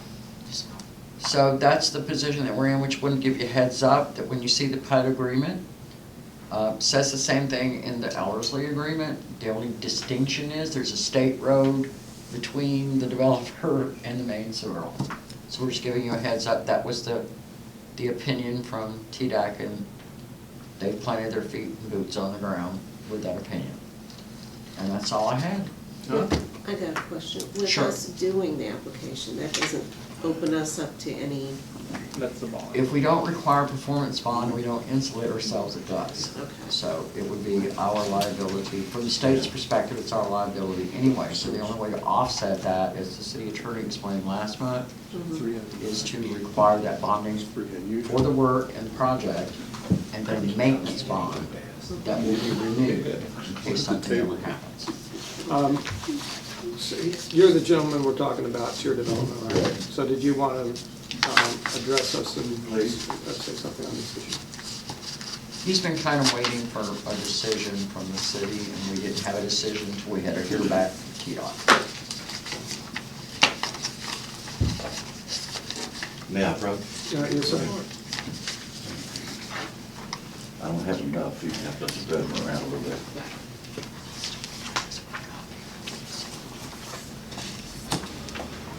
Do you have another one of those? Staff needs a copy, Mr. Fraser. Huh? Staff needs a copy. We need a copy, we haven't seen it, so we don't know what's in it. Is there Wait, an no, extra you copy have of the your- letters. Oh. Oh, they're emails that you've already read. Oh, okay. So it's emails, all right. Okay. The first one, I have talked to 3 people with TDOT. Mr. Zirkle is the head one. And I've talked to 2 others, Brian Keith, and some of you may know him, and also David Smith. And these folks, they're not gonna allow for me to take over and be responsible for that sewer line underneath the highway. They own the highway, as you all know. I will be installing the sewer line. And I really don't realize, I know the city does not want to take on responsibility. But the line, it's only a 2-inch pipe. It's in a steel casing, horizontal drilling all the way across the road, and it connects. The chances of anything ever happening to that are almost 0. I've talked to, a lot of you may know Marlon Cunningham, and he's been doing this all his life, and he says he's only seen one where something fell off a truck and did damage to a sewer line. Most of your lines in your home are 4-inch pipe. This is only a 2-inch pipe in a steel casing underneath the highway. This is a letter from Mr. Zinkel. May I read it? Well, we have it here before us, right? This is, Right, everybody doesn't have a copy of that. okay. You just want to read this top letter here? Yeah, I mean, he's very adamant, and I've talked to several people, all engineers. John Lyons with Clover, he's an engineer. He said he's never seen it before, where a city is asked for a developer, and Mr. Zinkel says, no way you're gonna let a developer, because a letter, I'm gonna be gone, any kind of developer, they're gonna be gone. And they can't take on the responsibility of it. And they said the only one that will take responsibility is the utility company. I talked to Dixon. They had about the same thing, that they furnish the gas, they'll run the gas, they'll run the electrical. Everybody has to run the water and the sewer, that's what I have to do here. After it's inspected, Dixon takes over the responsibility. Here, everybody I've talked to 3 engineers, Mr. Chimera, Peter Chimera, who is in Franklin. He does the engineering for Second South Utility District. And that's what he says that they do. Every engineer I've talked to, everybody that does horizontal drilling I've talked to, they said they have never heard of this before, where they say a developer, which is not that big of a deal, even if something did, but like I say, it's a 2-inch pipe, and the only thing that runs through this 2-inch sewer pipe is liquid. No solid. They have, it's on this property, there's 7 buildings, there's 14 tanks. There are 2,500 gallons. Your car has about 15 gallons tank on there, 18 gallon. There are 14 of these tanks that takes care of all the sewage. It turns it all into liquid. So the only thing that goes through this 2-inch pipe is just like pouring water out of a glass. That's the only thing that goes across there. And then what could go wrong? And if it's inspected correctly, installed correctly, if it's not installed, the city can always stop it. I've talked to Mr. The second letter is from Mr. Zimmerman across the tracks here. And everything he said he's ever done before, that after this inspections, they take responsibility for this water line. The gas company installs it, they take responsibility. The electrical overhead, they install, they take responsibility.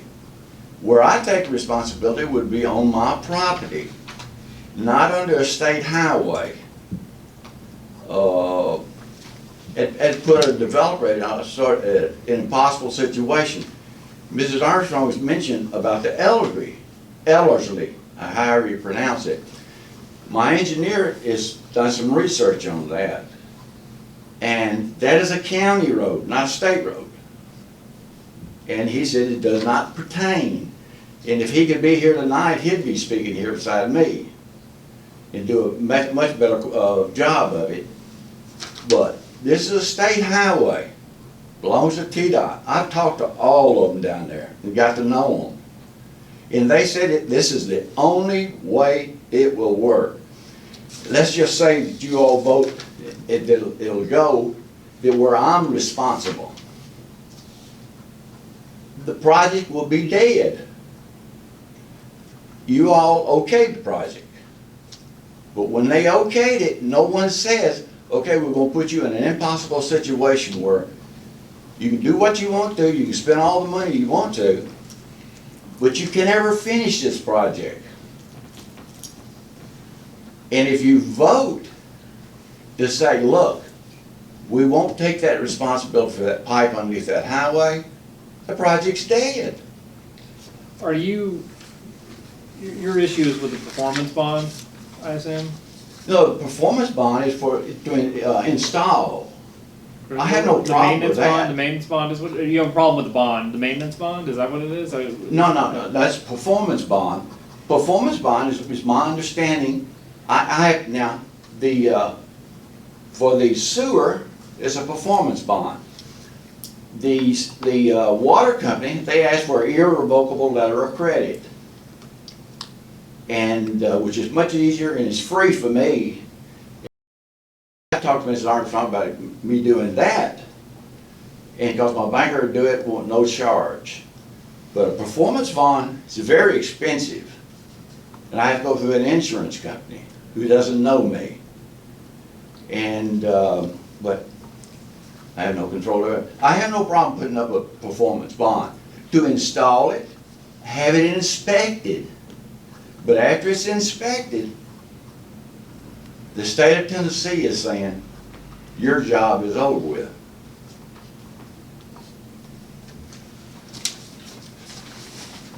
As I understand what Ms. Armstrong is saying, what we are concerned with, and we all know in a perfect world, there would be no issue after it's installed and it's inspected, and it runs the way it's supposed to.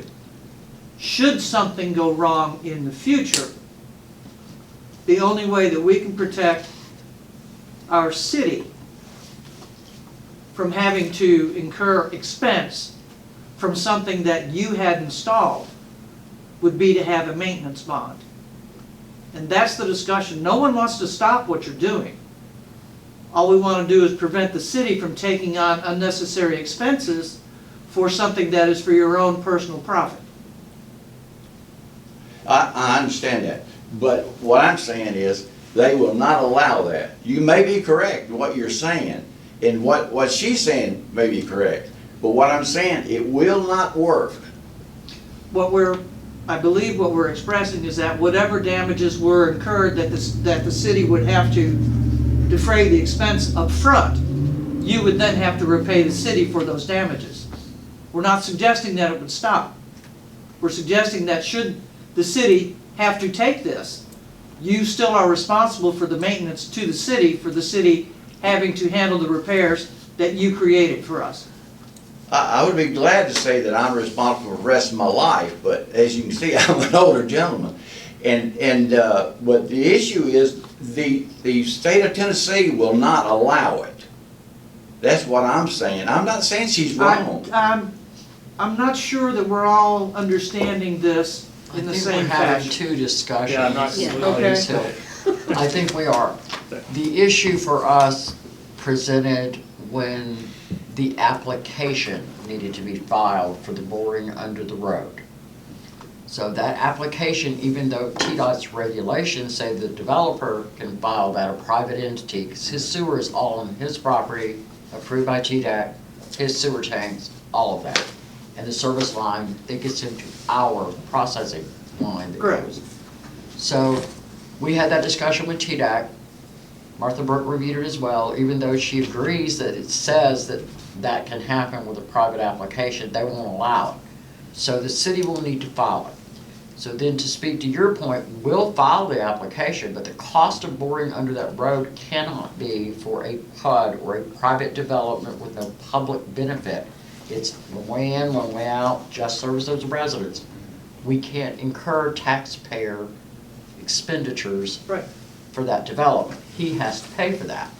So that's done in the form of a performance bond. We will sign the application if the city commission rules that. The city will file that application, file it with TDOT for the bore under the road once he places a performance bond. We have had developments in the past that had a letter of credit, didn't work out so well. Performance bonds are insured by an insurance company.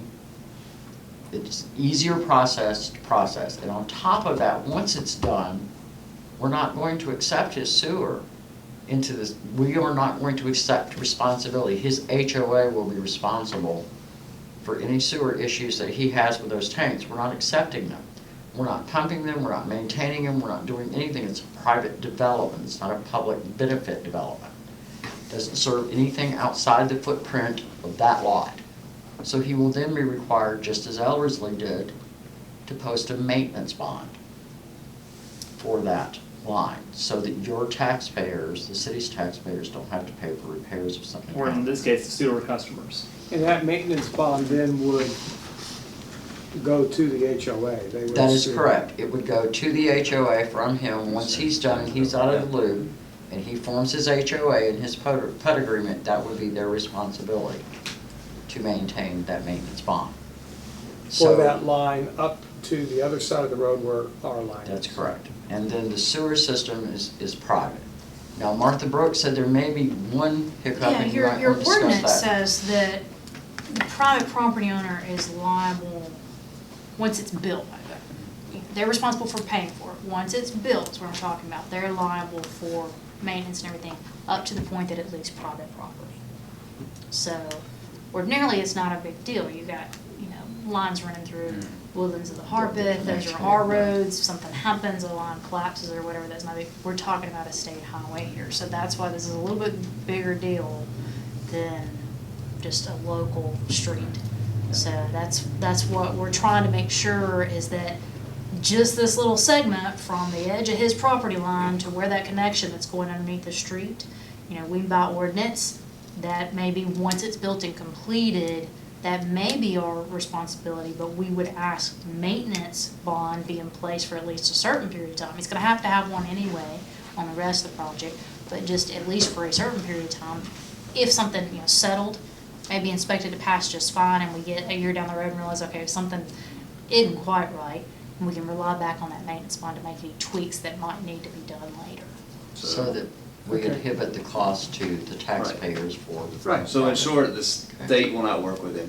The city is willing to work with him willing to work with the state through the city so he can get this done. Right. Yet we have to insure ourselves against incurring any cost. Right. And No, I think, remember, I think what it is, that sounds simple. What the state of Tennessee is saying, and what she is saying, that may work fine and never have a problem ever. What the state of Tennessee is saying, they will not allow it. They own this highway. It's Highway 249, as you all know, and they have nothing to gain. The city, if I build this, the city taxes, or the taxes on that place is gonna run at $75,000 a year. The city has some gain for it. The state of Tennessee has zero. They don't care. They don't care what these bylaws are or any of this stuff. So, sir, I just want to separate these two items with you.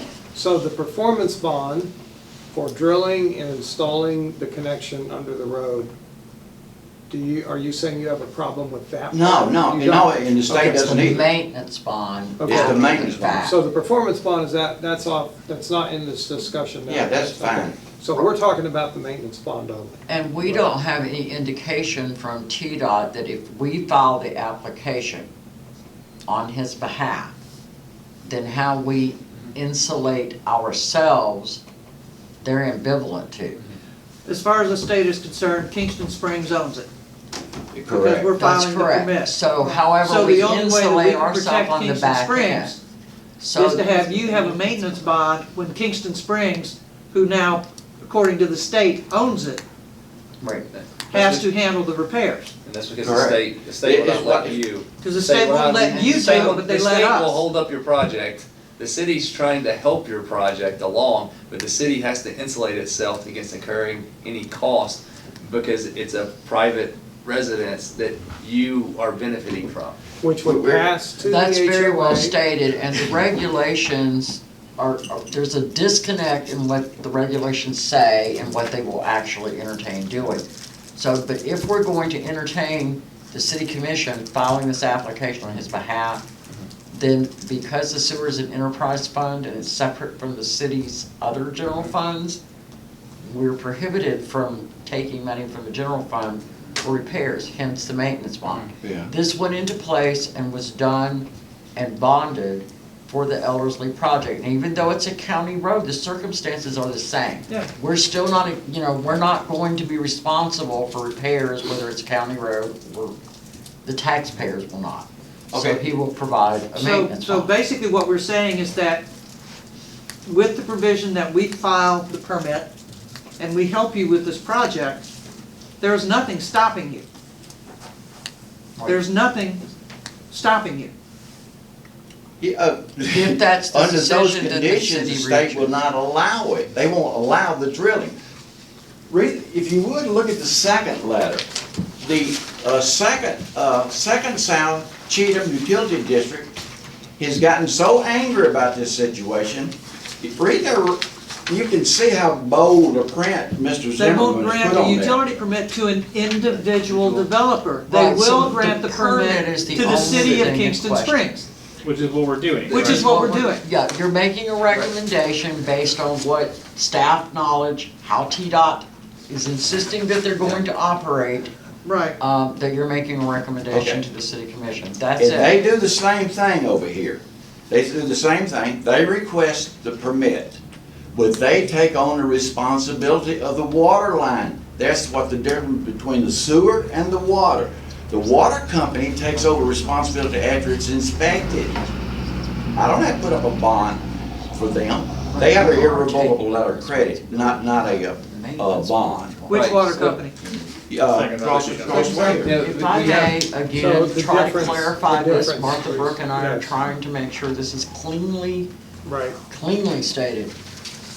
The application is filed, from their perspective, we own it.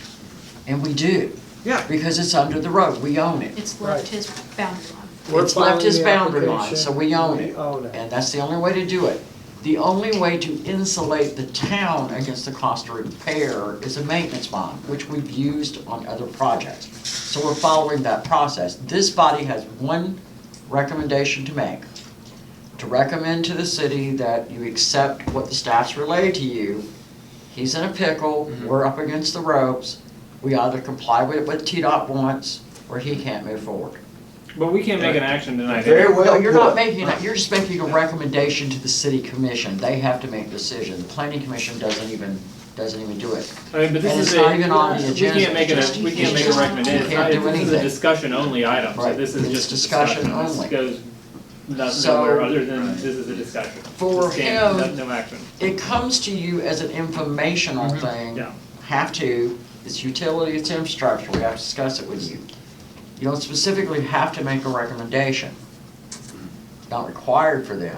See, this. It's required that they bring the project to you for discussion, so if you want to comment, it doesn't say recommendation specifically, comment. So that's all I'm looking for, is we relay to you what our problems are with this, so that you're informed, so that when your constituents call you, you have an answer for that.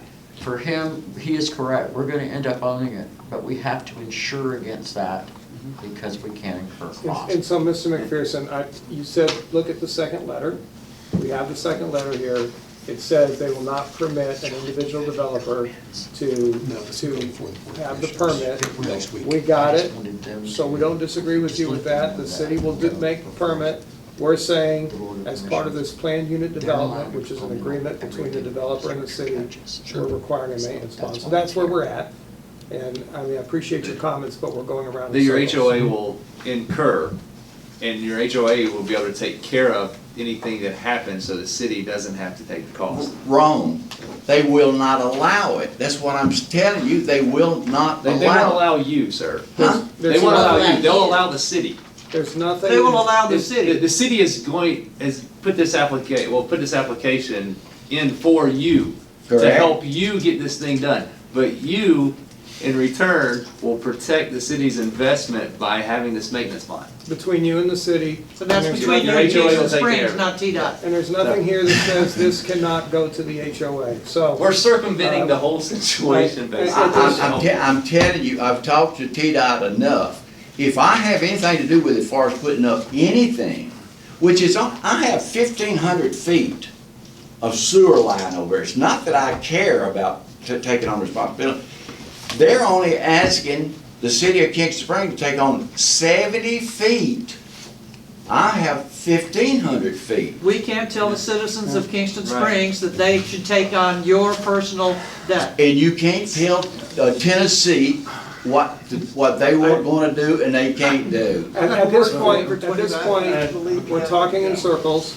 We are. We said, we're going to take care of the permit, we're going to have an agreement with you to cover us in the future, and then that can pass to the HOA. So, All right, let me say one more thing before you close I'll here. let you say one more thing, but we're Okay, gonna close all the right.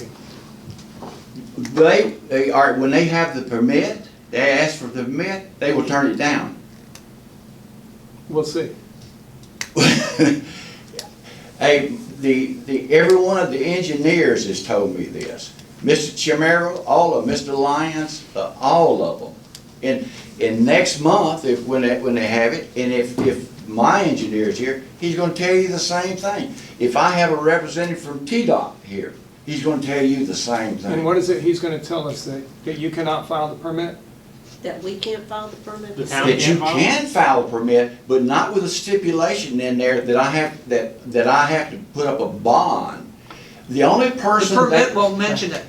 the only The application person, won't mention. No, that's under the PUD, so, and you have nothing I in mean, we here. have our planner and our attorney, like, if you all had discussions and We this have is a from the- workable, from This these is two not the first professionals, time I we've run trust their into this opinions, issue, this is a and we've workable done this situation. before. I've not seen anything in my review of the TDOT regs, when I reviewed it with, what they require, and I did not see anything in there that would preclude the town from asking for a maintenance bond. I mean, we're gonna be asking for a maintenance bond for the facilities that are staying on his boundary line, and so we would just ask that the coverage on that maintenance bond extend the additional 70 feet. We'll own it. If something happens to it, we have to get out there and repair it, and then we would look back for recourse. As far as the state's concerned, we will be taking care of it. That The is city correct. will, and you will be taking care of us. I know you think you're right, but you're not. Okay, well, Okay. we'll We'll have to find out when. find out as we How else proceed. the project's gonna get Yeah, along? let me tell you, everything was okay. Last spring, I called 811. Within 2 days, the gas company and the water company went out there and marked. It took 6 months for the sewer department, your sewer department, to tell me where the line was at. 6 months. Now all this other was okay last spring. This has put me behind almost a year. Them trying to find a sewer line. It took 6 months to find a sewer Sir, we're line. trying to Sir, help you. We're trying to move We can't forward. resolve anything else here. I'm gonna ask you that we're in the comments right now, so we can adjourn this meeting. Okay. And, Mr. Chairman, as a point of clarification, since the town of Kingston Springs will be submitting the application, supposedly that'll go before the Board of Commissioners at next week's meeting for discussion with it. Okay, thank you. And one last observation, just so that you're aware. The issue with binding the line resulted from TDOT widening the road, and they paved over the sewer without providing any plans to the city of where the line was, so we had to hand dig it out. The other issue, he moved the location of the utilities from one place to the other, Okay, and all the plans had to be redrawn. thank you. Thank you. We're Do done. we have a motion to adjourn? So moved. Okay. Second.